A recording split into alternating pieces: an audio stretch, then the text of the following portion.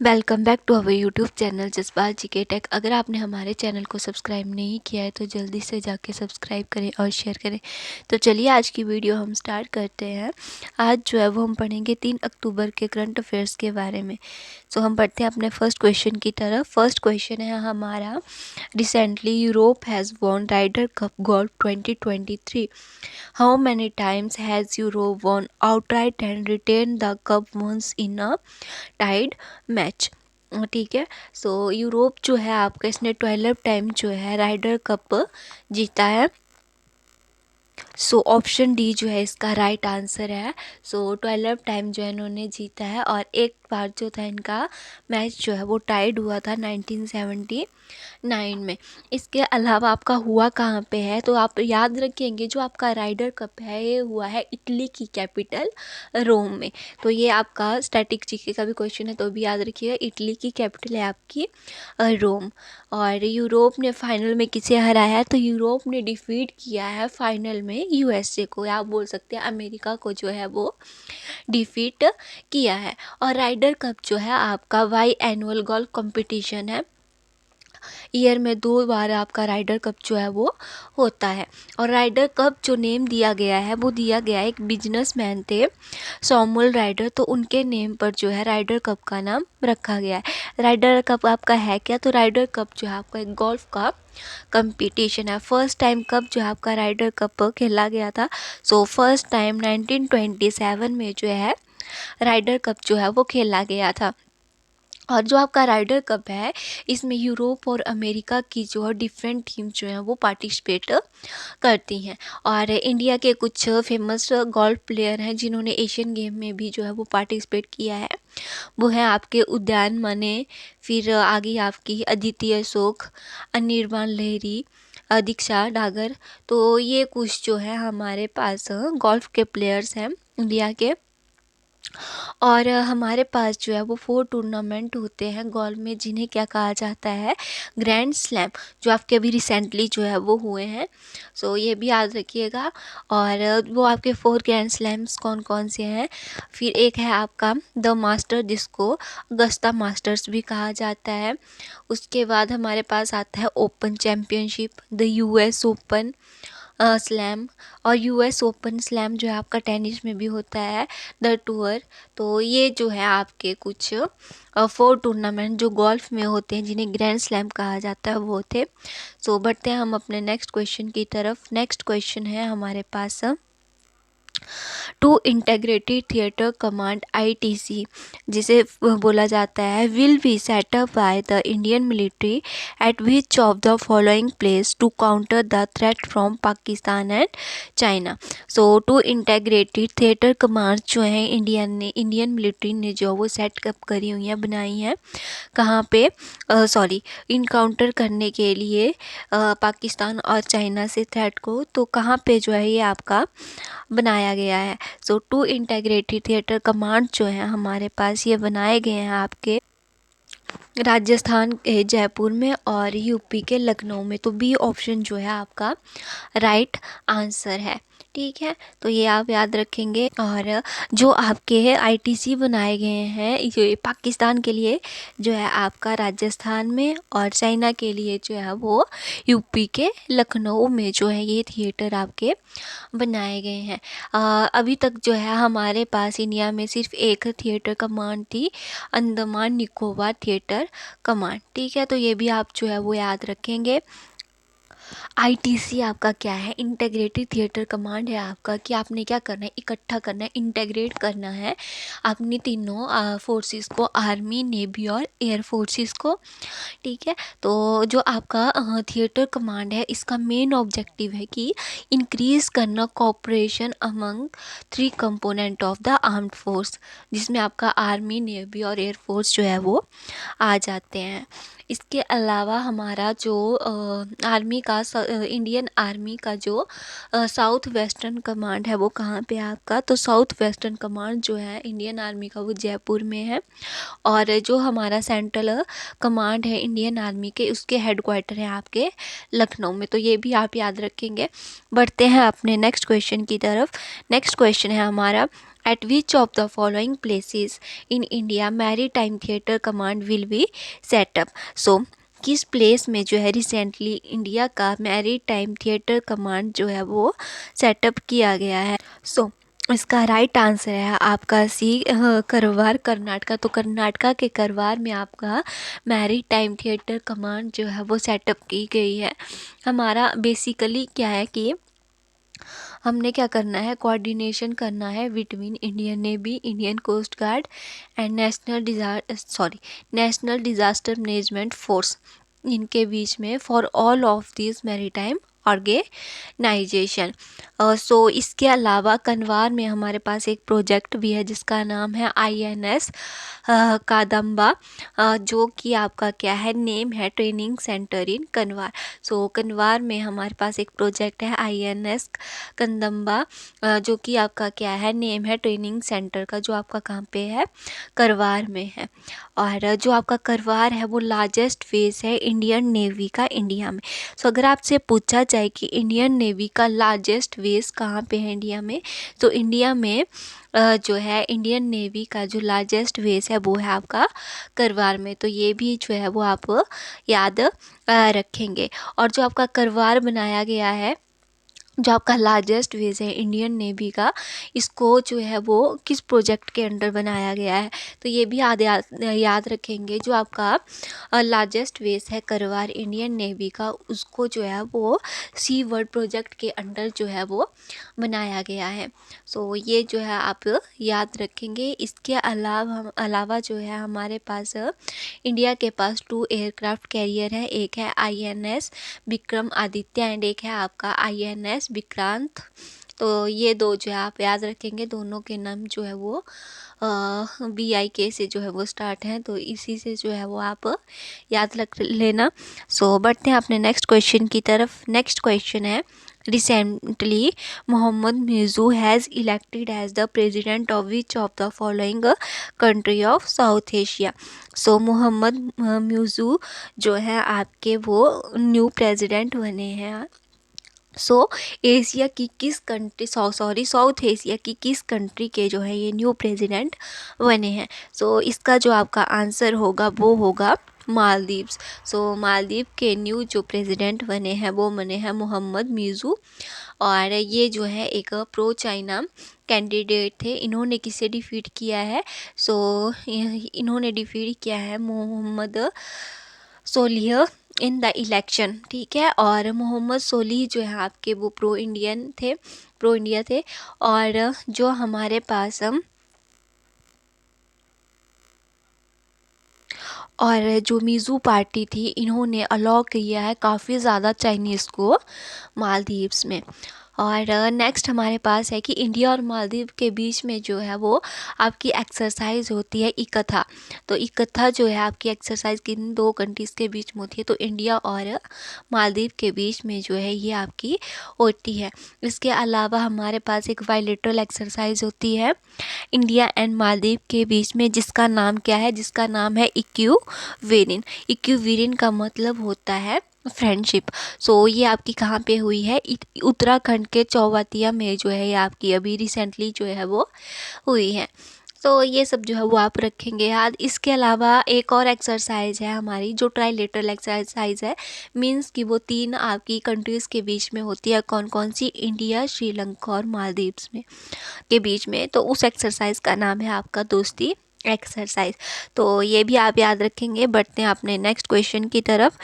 Next question है हमारा, recently the जन विश्वास amendment of provision bill 2023 has proposed to amend 183 provision to be decriminalized in how many central act। तो इसका right answer है आपका V 42 एक्ट्स।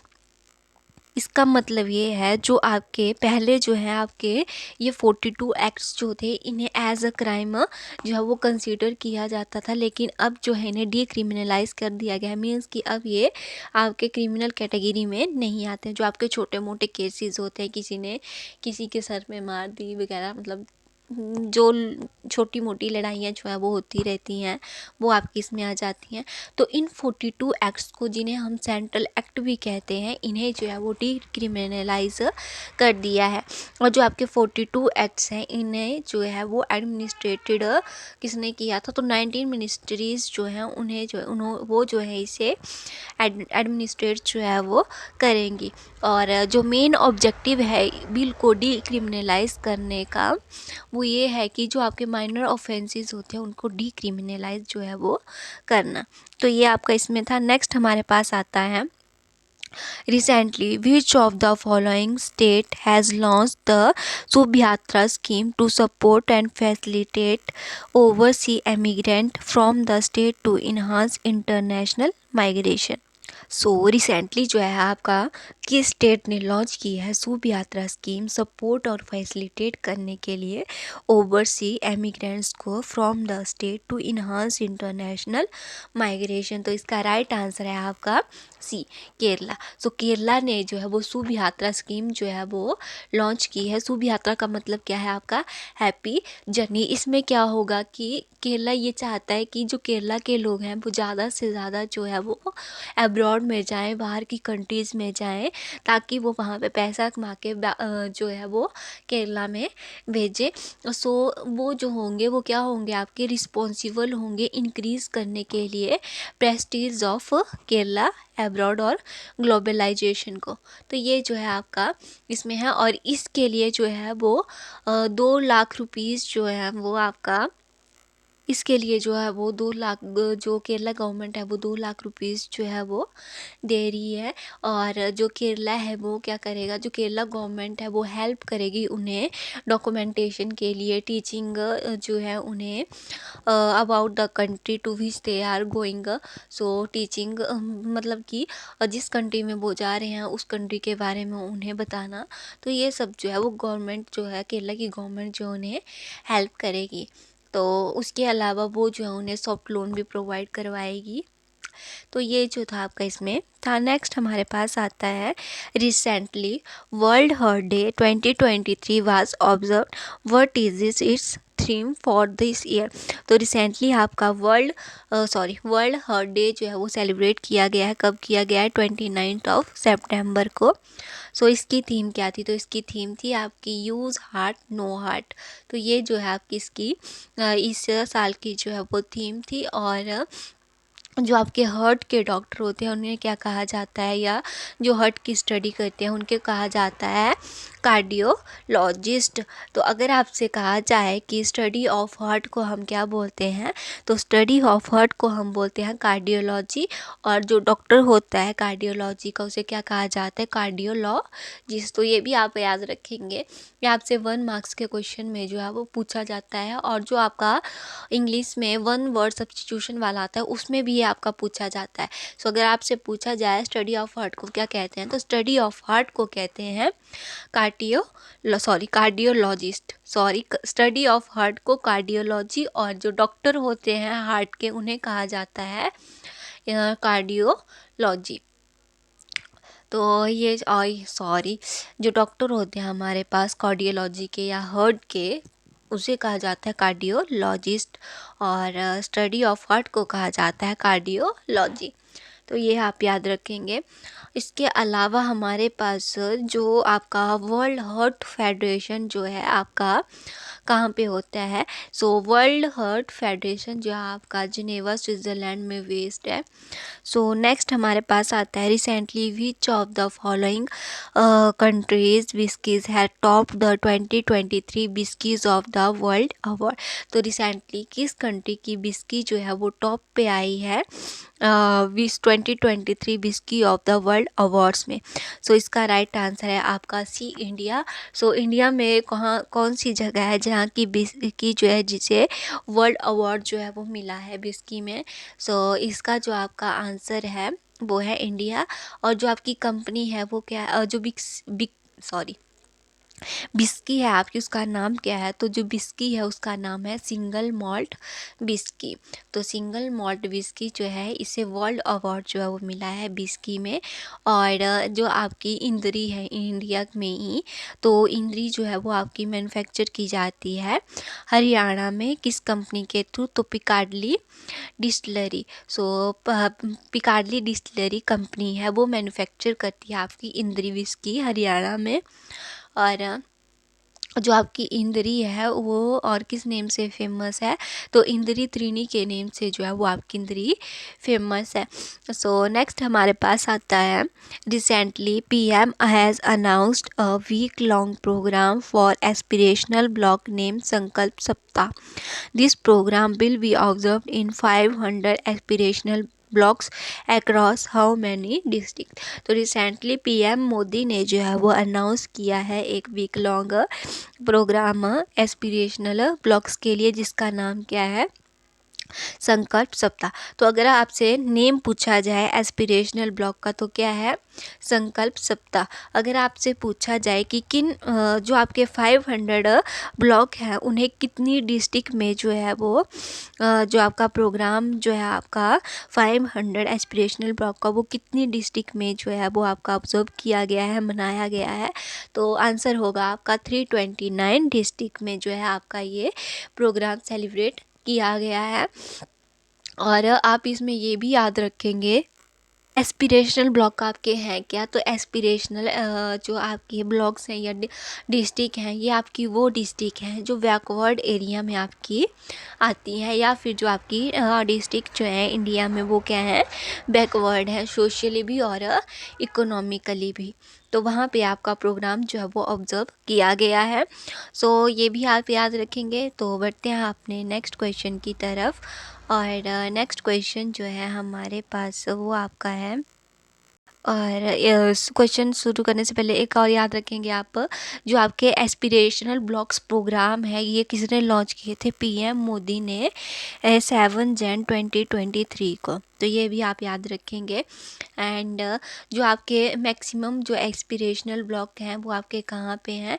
यूपी में है 68, फर्स्ट पे है आपका यूपी, और 61 है आपके बिहार में। तो सेकंड हाईएस्ट एस्पिरेशनल ब्लॉक जो है आपके बिहार के हैं, और टॉप पे है आपका यूपी। तो यूपी के जो हैं वो 68 एस्पिरेशनल ब्लॉक जो है वो आपके आते हैं। सो नेक्स्ट क्वेश्चन है हमारे पास, recently which of the following state UTs has signed MOU with the Norwegian Geotechnical Institute (NGI) to explore and develop its geothermal potential through hot spring available in the state। तो recently किस state या UT ने जो है वो MOU sign किया है NGI के साथ एक्सप्लोर करने के लिए और डिवॉल्व करने के लिए जियोथर्मल पोटेंशियल? तो इसका आंसर है आपका सी, अरुणाचल प्रदेश। तो अरुणाचल प्रदेश में आपका क्या है, जो आपके जियोथर्मल एनर्जीज़ हैं वो क्या हैं? काफ़ी ज़्यादा मीन्स कि जो आपके हॉट वाटर स्प्रिंग है या नेचुरल हॉट स्प्रिंग्स जो हैं आपके, वो क्या करेंगे? जियोथर्मल एनर्जी जो है वो प्रोड्यूस करेंगे। सो जो आपका अरुणाचल प्रदेश में उसमें काफ़ी ज़्यादा पोटेंशियल है जियोथर्मल एनर्जी के लिए। सो ये आपका है। हमारा जो हिमाचल है इसमें भी काफ़ी ज़्यादा जो है आपके हॉट स्प्रिंग है। आपका मणिकरण एक फेमस है, फिर आपका तत्तापानी जो आपका मंडी डिस्ट्रिक्ट में पड़ता है, और शिमला के नियर जो है वो आपका पड़ता है हिमाचल में। तो ये भी आप याद रखेंगे। इसके अलावा हमारे पास काफ़ी सारे एरियाज़ हैं अरुणाचल प्रदेश में जहाँ पे आपकी जियोथर्मल साइट्स हैं, लाइक आपका हो गया वेस्ट कामेंग, तवांग। तो ये सब जो आपके प्लेसेस अरुणाचल प्रदेश में, वहाँ पे आपकी जियोथर्मल साइट जो है वो है। और जो आपका NGI है वो कहाँ पे आपका? सो NGI वेस्ट इन ओस्लो। ओस्लो क्या है? आपकी कैपिटल है नॉर्वे की। तो अगर आपसे क्वेश्चन पूछा जाए, आपका स्टैटिक जीके का क्वेश्चन भी बनता है, ओस्लो की कैपिटल क्या है? सो ओस्लो जो है आपकी किसकी कैपिटल है? तो ओस्लो जो है आपकी नॉर्वे की कैपिटल है। तो ये आप याद रखेंगे। और इंडिया का पहला जो जियो थर्मल एनर्जी प्रोजेक्ट है आपका, वो कहाँ पे स्टार्ट हुआ था? सो इंडिया का पहला जियो थर्मल एनर्जी प्रोजेक्ट है आपका, ये स्टार्ट हुआ था आपका पुगा में। पुगा वैली जो है आपकी लद्दाख की, वहाँ पे आपका इंडिया का पहला जियो थर्मल एनर्जी प्रोजेक्ट जो है वो स्टार्ट हुआ था। तो ये सब जो है वो आप याद रखेंगे। नेक्स्ट हमारे पास आता है आपका,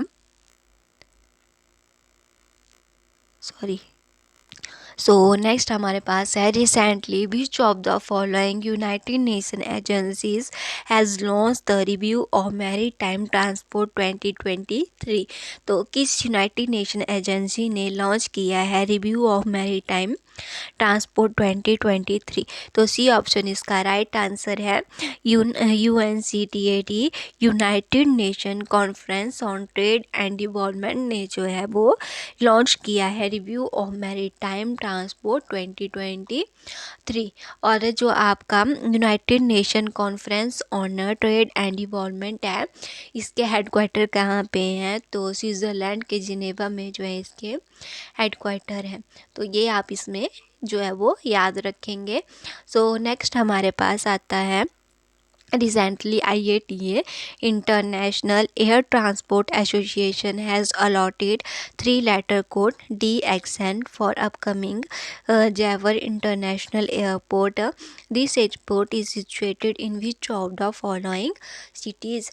So recently आपका इंटरनेशनल एयर ट्रांसपोर्ट एसोसिएशन ने अलॉट किया है 3-letter कोड DXN के लिए अपकमिंग जेवर इंटरनेशनल एयरपोर्ट के लिए। तो जो आपका जो आपका जेवार इंटरनेशनल एयरपोर्ट है, ये आपका कहाँ पे है? सो नोएडा के, यूपी के नोएडा में आपका ये आता है। मीन्स कि ए ऑप्शन आपका राइट आंसर है। तो नोएडा में आपका जेवर इंटरनेशनल एयरपोर्ट जो है वो पड़ता है। और जो आपका इंटरनेशनल एयर ट्रांसपोर्ट एसोसिएशन है, इसके हेडक्वार्टर कहाँ पे हैं? मॉन्ट्रियल कनाडा में। तो मॉन्ट्रियल कनाडा में जो है आपके इसके हेडक्वार्टर हैं। सो एवरी हमारा जो इंडिया के हर एक एयरपोर्ट है, उन्हें एक यूनिक 3-letter कोड जो है वो दिया गया है। अगर आप से क्वेश्चन इस तरह से पूछा जाए, रिसेंटली इंडिया के किस एयरपोर्ट को जो है वो DXN 3-letter कोड जो है वो अलॉट किया गया है, तो वो है आपका जेवर इंटरनेशनल एयरपोर्ट। क्वेश्चन आपसे इस तरह से भी पूछा जा सकता है। सो ये आप जो है वो याद रखेंगे। एंड नेक्स्ट जो हमारे पास इसमें ये था आपका, जो ये आपका एयरपोर्ट है जेवर इंटरनेशनल एयरपोर्ट, इसने किसी ने बनाया है? तो ये जो आपका एयरपोर्ट है, इसे बनाया है आपका Yamuna international airport private limited ने, जिसे जो आपका ज्यूरिच एयरपोर्ट है, होली ओन सब्सिडरी है किसकी? Zurich airport. जो आपका कहाँ पे है? तो ज्यूरिच एयरपोर्ट आपका कहाँ पे है? स्विट्ज़रलैंड में है। और इसके अलावा उड़ीसा में आपका न्यू एयरपोर्ट बना है, जिसका नाम क्या है? कालाहांडी एयरपोर्ट। उड़ीसा के कहाँ पे? तो उत्केला में जो है आपका बना है, जिसे उत्केला एयरपोर्ट के नाम से भी जाना जाता है।